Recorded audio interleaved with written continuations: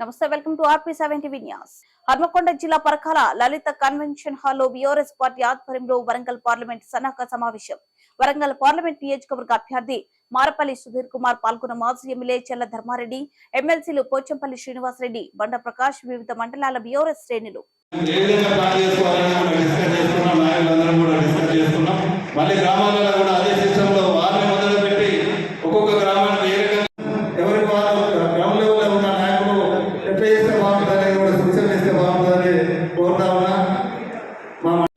అదేవిధంగా ఈరోజు మళ్ళా ఇంటికి తిరిగి ఓట్లు అనుకునే కోసం ఈ సన్నాహక సమావేశం ఏర్పాటు చేయడం జరిగింది.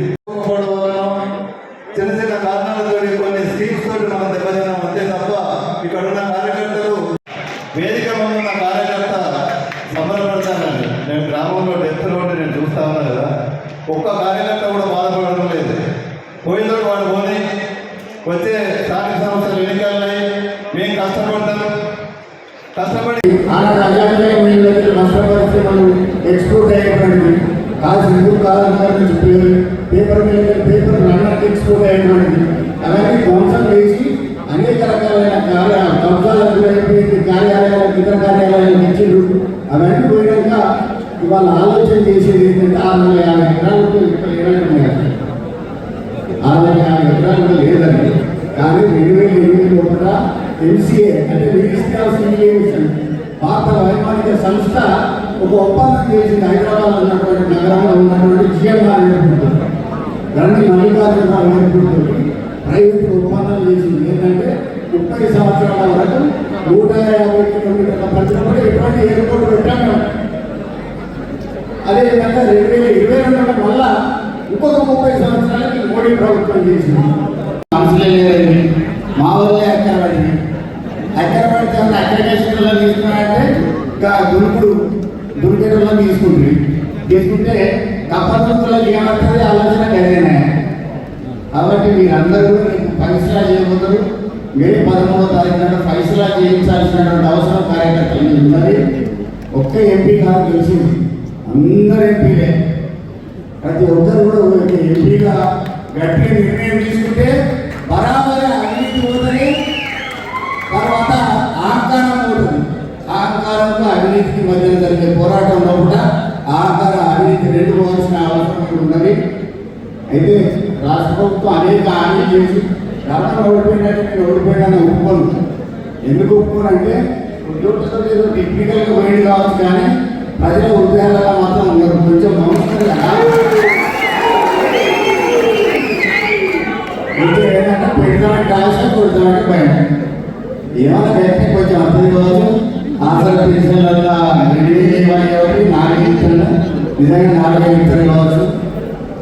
4000 నచ్చినాయి. జనవరి నెల ఎగరబెట్టిండు, నెల 4 నెలలు 4 నెలలు 8,000 పోయింది. ఆ జనవరి నెల ఎగరబెట్టినాడు 12,000 అయిపోయింది.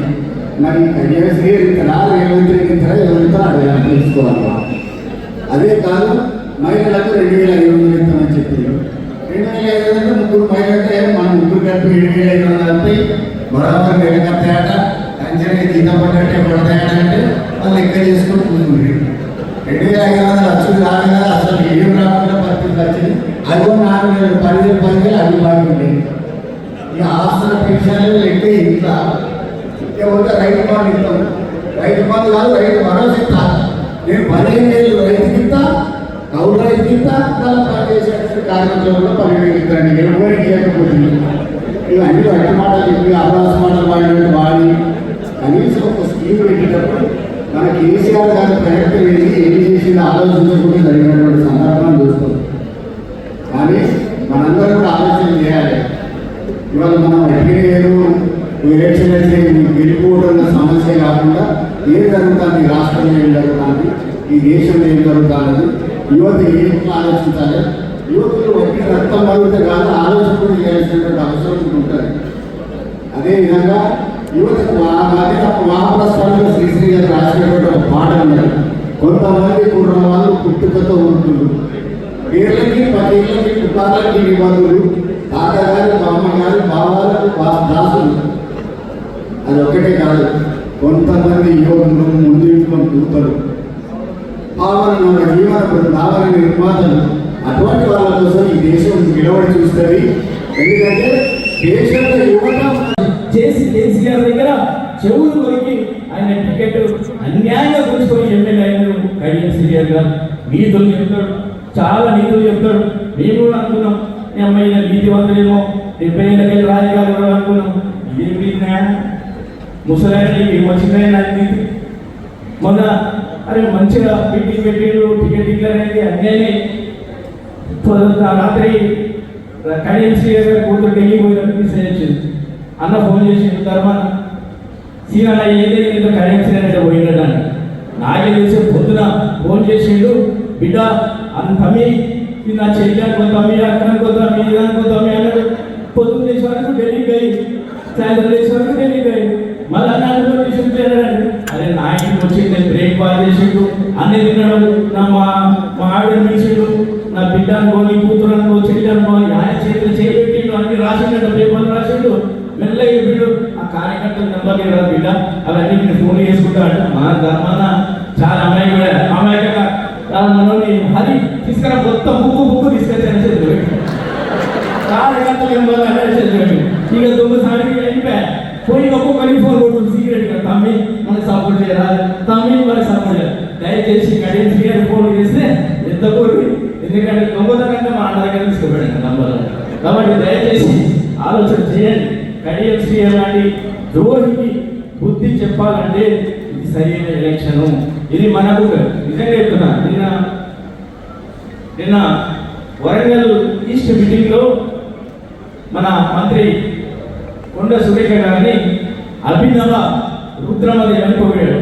మరి నువ్వేంటయ్యా ఆమె రుద్రమదేవి, నువ్వు అభినవ కట్టప్పవా? నువ్వు అభినవ కట్టప్పవా? అభినవ ద్రోహివా? మరి నువ్వేంటి? ఆమె నిజంగానే ఆమె అభినవ రుద్రమదేవి కాంగ్రెస్ పార్టీలో మంత్రిగా ఉండి వైఎస్ఆర్సీపీలో జగన్తో పోతే ఎమ్మెల్యే పదవికి మంత్రి పదవికి రాజీనామా చేసి పక్కాలో ఎలక్షన్ పోటీ. నువ్వు దమ్ముంటే నీ ధైర్యం ఉంటే నువ్వు స్టేషన్ కంట్రోల్లో రాజీనామా చేసి ఎలక్షన్లో ఓడిపోతున్నా. అంతేగాని నువ్వు వాళ్ళ అభినవదేవి ఆమె బాధలో ఆమె నిజంగా చెప్తున్నా ఆమె క్వారం కోటి కూడా సరిపోవు. ఎందుకు అంటున్నానంటే ఆమె చూడడానికి కాదు, ఆమె రాజీనామా చేసి వచ్చి వేరే పార్టీ కొట్లాడి. మరి నువ్వు కొట్లాడు, నువ్వు కూడా కాంగ్రెస్ పార్టీ టీఆర్ఎస్ పార్టీలో గెలిచావు కదా, ఈ స్టేషన్ కనుకూరులో నువ్వు రాజీనామా చేసి నువ్వు దమ్ముంటే ఈ ఎలక్షన్లో పోటీ వచ్చి ఓటు అడుగు. మా భిక్షం, మా పార్టీ భిక్షం తోటి ఈ రోజు ఇద్దరు కన్వీనర్లు తిరుగుతున్నారంటే మా పార్టీ ఎమ్మెల్యే భిక్షం మీద గెలిచిన బట్టి ఈ పార్టీ భిక్ష మీద గెలిచి నువ్వు తిరుగుతున్నావు రోడ్ల మీద. దయచేసి కార్యకర్తలు లీడర్లు కూడా మనకు జరిగిన ద్రోహం మామూలు ద్రోహం కాదు. నిజంగా మీరు గుండెల మీద ఆలోచన చేసుకోండి. ఎంత కష్టంగా పనిచేయాలంటే ఒక్కొక్కరు నిద్రాహారం లేకుండా మనం ఒక సామాన్య బిడ్డకి ఇచ్చినాం, సామాన్య కార్యకర్తకి ఇచ్చినాం. ఆయన ఓడగొట్టాలని ఒక సామాన్య బిడ్డకి బిడ్డ మన బిడ్డ 2001 నుంచి ఉన్నా మన సుధీర్ కుమార్ పెట్టి ఆయన ఓడగొట్టాలని ఉద్దేశంతోనే ఈయన ఇచ్చి చూపించాలన్నా మన కార్యకర్తలు మీరు గెలిచినట్టు సుధీర్ కుమార్ గెలిచినట్టు కాదు, మీరు గెలిచినట్టు అలాగే గెలిచినట్టు. దయచేసి మీరందరూ కూడా కష్టపడి గెలవాలి. ఎన్టీఆర్ ఎవరికి వాళ్ళు మనం గెలిచినట్టు మనం అన్ని పార్లమెంట్ స్థానాలు ఒకరికి మన వరంగల్ పార్లమెంట్ స్థానం ఒకరికి ఆలోచన చేయాలి.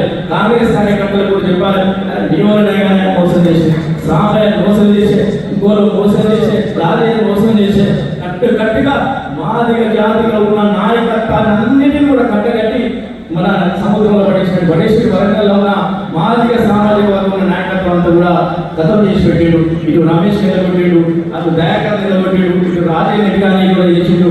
మొత్తం కూడా ఖరాబ్ చేసింది. కాబట్టి మనందరం కూడా రేపటి రోజు స్వచ్ఛంగా రేపటి రోజు రాజకీయాలు స్వచ్ఛమైన రాజకీయాలు నడవాలంటే మలనాడులందరం కూడా రేపు మాట మీద నిలబడి మాట నిజాయితీగా ఉండాలి. రాజకీయాలు నిజాయితీగా నడవాలంటే కడియం శ్రీఆర్ కూతురు కావేరి ఓడకూడదని రేపటి రోజు వస్తుంది. లేకపోతే కడియం శ్రీఆర్ ఏమంటాడు, చూసినావా మీ నిజాయితీ పని కాబట్టి అందరినీ గెలిపించారు అంటాడు. సో కాబట్టి దయచేసి మనం అందరం కూడా కలిసినట్టు ఉండాలి. మరొకసారి ఇక్కడ మనలో కూడా కాంగ్రెస్ కార్యకర్తలకు కాంగ్రెస్ అధికారులకు చెప్పండి, ఆయన చేసిన ద్రోహం ఏంటి, ఇట్లాంటి వాళ్ళగా మీరు పనిచేసేది. దయచేసి ఈ ఎలక్షన్లో ఎవరికి మద్దతు జరుగుతుంది కాదు. కొండ సురేఖ ఎలక్షన్, కొండ సురేఖకు మంత్రి పదవి పోదు, రేవంత్ రెడ్డి గారికి ముఖ్యమంత్రి పదవి పోదు, ఇక్కడ ప్రకాష్ రెడ్డి గారి ఎమ్మెల్యే పదవి ఏమీ పోదు. కానీ న్యాయం గెలుస్తుంది. ఏదైతే టీఆర్ఎస్ పార్టీ గెలిస్తే న్యాయం గెలిస్తే కాబట్టి మీ ఉద్యోగాలకు ఎక్కడ కూడా డొక్కలేదు కాబట్టి దయచేసి మీరు ఆలోచన చేయండి. మీ పథకాలు వస్తాయి, అన్నీ వస్తాయి, కానీ అన్ని కానీ ఇది మంచికి చెడుకు జరిగే యుద్ధం. ఈ మంచిని గెలిపించాలంటే మీరు అందరూ కూడా మీ అంత సహాయం చేయాలని మీరు కూడా మీ ఊళ్ళో రిక్వెస్ట్ చేయాలి. మేము కూడా అందరం కూడా చేస్తున్నాం, సందేశాలు ఇస్తున్నాం. నేను కూడా ఒక కాంగ్రెస్ లీడర్కి ఫోన్ చేసిన, అన్న ఏదైనా ఇది అన్యాయం కదా, మీరు అందరూ మీటింగ్లు పెట్టండి. యాక్టివ్ మీటింగ్లు చూసారు కదా, తమ్మి ఒకరికొకరు కొట్టుకుని నేను అదే కొట్టుకునేవాడిని. మన పక్కన ఇంకే సవాళ్ళు కూడా కనుక్కున్నారు కదా. సో అట్లనే ఎక్కడికి పోయినా మేము కొట్టుకుంటున్నాం, మీకే సహాయం చేస్తాం. ఎట్టి పరిస్థితుల్లో మేము సుధీర్ కుమార్ని గెలిపిస్తాం, కారుకు గెలిపిస్తాం. మాకు లేదా మీకు చీకటి మేము పిలుగుతామా, ఇట్లాంటి మోసగాలకు మేము సహాయం చేస్తామా అనే ఉద్దేశం వాళ్ళకు కూడా ఉంది.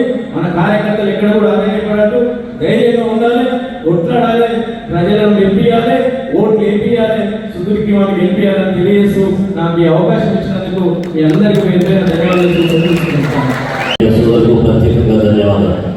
ఈరోజు మరి డాక్టర్ సుధీర్ గారు ఒక 2 నిమిషాలు ఆ రోజు అభ్యర్థిత్వం ఫైనల్ అయినప్పుడు మేము అక్కడే ఉన్నాం. మీ అందరం కడియం సీఆర్ గారు పార్టీని ఎట్లా మోసం చేసిందంటే బొమ్మలు లేక పొగబెట్టినట్టు చేశారు. ఫస్ట్ రమేష్ ఇక్కడ చెట్ల అమ్ముకోవాలని మీ అందరం చూస్తున్నప్పుడల్లా పెద్ద సార్ మా కావ్య నుండి మాట్లాడు, మా కావ్య నుండి మాట్లాడు, ఆరు రమేష్ ఇంటాడు మా కావ్య నుండి మాట్లాడు అంటే అయ్యో నాకు టికెట్ వస్తుందో రాదని ఆయనకు ఇక మన అభిమానం వచ్చే విధంగా మాట్లాడేది ఎప్పుడు కూడా. ఇక ఆయన ఏం చేసి నాకు ఎక్కడ టికెట్ వచ్చినట్టు లేదని ఆయన పక్కదారి చూస్తున్నాడు. అంటే ఆడ ఎంపీ ఉంటాడు, సిట్టింగ్ ఎంపీ ఉంటాడు. ఆ సిట్టింగ్ ఎంపీ ముందే మా కావ్య నిలబడమంటాడు, మా కావ్య నిలబడమంటాడు అని ఇక ఆయన నాకు టికెట్ ఇచ్చినట్లేదని ఆయన పక్కదారి చూసుకున్నాడు. తర్వాత ఇక మళ్ళీ ఇంకొక ఆయన ఉండే రాజయ్య గారికి ఎంపీ టికెట్ ఇస్తే బాగుంటుందని చెప్పారంటే రాజయ్య గారికి ఆయన కూడా ఆల్రెడీ అప్పటికే ఆయన బయటికి పంపించాడు. ఆయన ఎమ్మెల్యే టికెట్ పుచ్చుకున్నాడు, గెలిచిండు. ఇక ఈయన పెద్దలు గౌరవనీయులు మన భూపాలపల్లి శాసనసభ్యులు గంట వెంకటరెడ్డి గారు వేదిక మీదకి రావాల్సిందిగా కోరుతాము. అలాగే మరి వికలాంగుల చైర్పర్సన్ మరి తమ్ముడు వాసుదేవ్ రెడ్డి గారు వేదిక మీదకి రావాల్సిందిగా కోరుతాము.